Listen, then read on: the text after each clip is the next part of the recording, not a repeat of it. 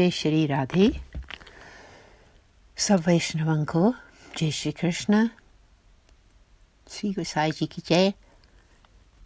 Today is the day 45 of our readings of the stories of the 252 Vaishnav disciples of Sri Gosai Ji, and today is Varta 24, the story of Krishna Das Kayesta from the east, Bab Prakash.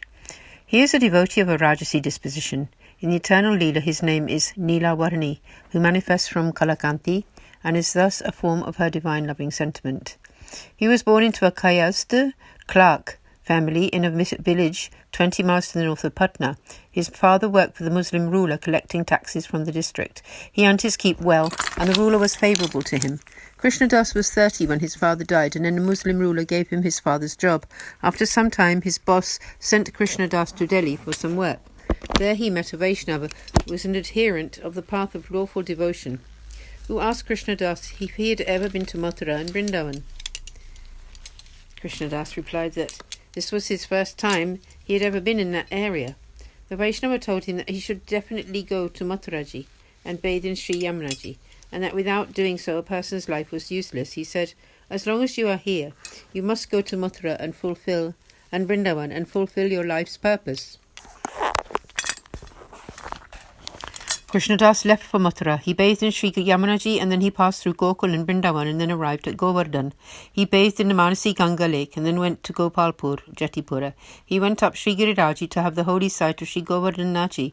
At that time, Sri Gosaiji was performing the lunchtime arati ceremony, and Krishna Das saw him. As soon as he saw Sri Gosaiji, Krishna Das felt the longing to become his disciple. After settling Srinaji for his afternoon rest, Sri Gosaiji came down from the temple and sat in his betak. There, Krishna Das requested him to accept him as his disciple. Seeing Krishna Das's humility, Sri Gosaiji initiated him with the holy name. He instructed Krishna Das that he would initiate him with Brahma Sambandh the next morning in front of Srinaji. He told him to fast for the whole day and then come to him early in the morning after bathing. So the very next day, Sri Gosaiji granted Krishna Das the Brahma Sambandh initiation. Krishna Das asked him what his duty now was, and he replied that he should serve his fellow Vaishnavas, always making sure that they were comfortable and happy. Krishna Das bowed to Sri Gosaiji, took his leave, and returned to his home area. Part 1. Krishna Das worked for a Muslim ruler. To any Vaishnava who came to him, he would offer employment in a government post. If they did not want to do this work, he would give them his own money to start a business. If any one of them wanted to travel and needed money for that, he would give it to them. He never refused help to anyone. He took IOU letters from them, but he just gave them the funds and never asked for repayments. He did this for quite some time, and ultimately his Muslim boss threw him in prison. On the third day, he took him to court and imposed upon him a fine of 20,000 rupees. Krishna Das said to him, I have no money with which to repay you, and so he was thrown back in jail. After some days, Krishna Das's family priest came there and asked him why he was still in prison. Krishna Das replied that he had been given a fine of 20,000 rupees, but that he had no money with which to repay it. The priest asked why he did not repay it, and Krishna Das asked him how he would be able to do that. The priest replied that he had given out about 20 to 30,000 rupees to the Vaishnavas, and so he could repay the fine with that. Krishna Das said that he did not have the IOU letters, but the priest said that he had kept them. Krishna Das asked him to bring the letters to him and that he had done well to remember. He also told the priest that he was feeling cold and requested him to bring a stove back with him as well. The priest brought him the stove and the letters. Krishna Das then told the priest to go and take his bath, by which time he would have read all the letters, after which the priest could go and present them at court. The priest proceeded to go and bathe. Krishna Das looked at the letters and put them into the stove, where they all got burnt up. Then he sat down quietly. The priest returned after bathing and asked Krishna Das to give him the letters so that he could take them to the court. Krishna Das exclaimed, "Oh, you unfaithful man, you might try to make me lose my righteous path, but the Lord will not allow that. You kept those letters and through them wished to make those Vaishnavas suffer for the sake of my comfort. To make so many Vaishnavas suffer for the sake of just my one single body would bring all their suffering upon me and destroy my religious principles. I will be let out of prison when my store of karma is exhausted. Otherwise my body will perish away." but my true path will remain intact. Saying this, Krishnadas sent that priest away, and he sat there alone. The next day the ruler summoned Krishnadas. Krishnadas stood before him. The ruler said, "Give me 20,000 rupees." Krishnadas said that he did not have it. The ruler demanded just 10,000 rupees, and Krishna gave the same answer. The ruler thus came to understand that Krishnadas really did not have any money.